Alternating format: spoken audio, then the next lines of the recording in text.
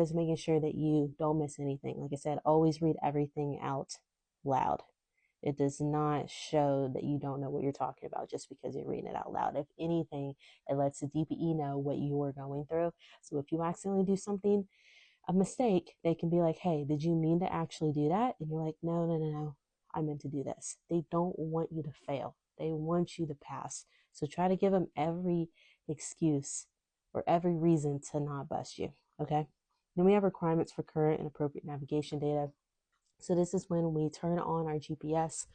If you have a Garmin and Aspen, and you're just making sure that the data card is current, that it's not like out of date. So you're just checking and you say, okay, all of our navigation, terrain, and all that is all up to date.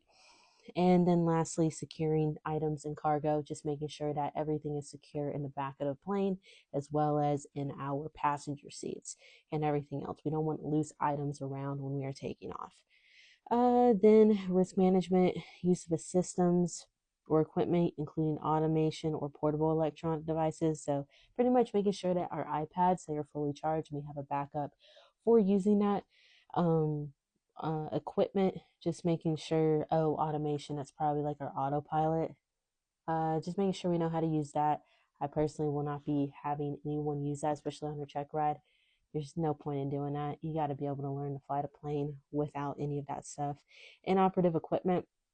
During our flight deck management, we are making sure our engine instruments are in the green.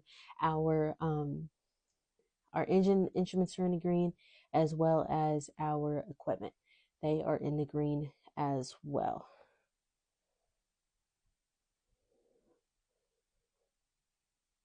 Yeah. First, in our flight instruments, engine and instruments and flight instruments, we want those all in the green.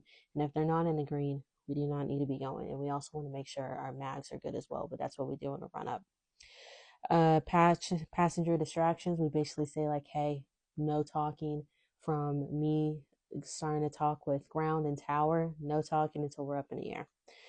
And that is pretty much it. Yeah. Oh, automation is also kind of like putting in our stuff into our GPS and doing that appropriately.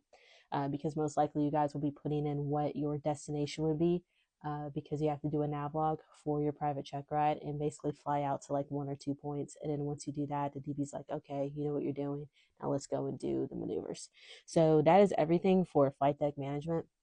Again, it's everything you do every single day, so I really wouldn't stress too much about it. It's a good way to kind of go in depth and tell you guys what to expect on each section. So our next one will be engine start.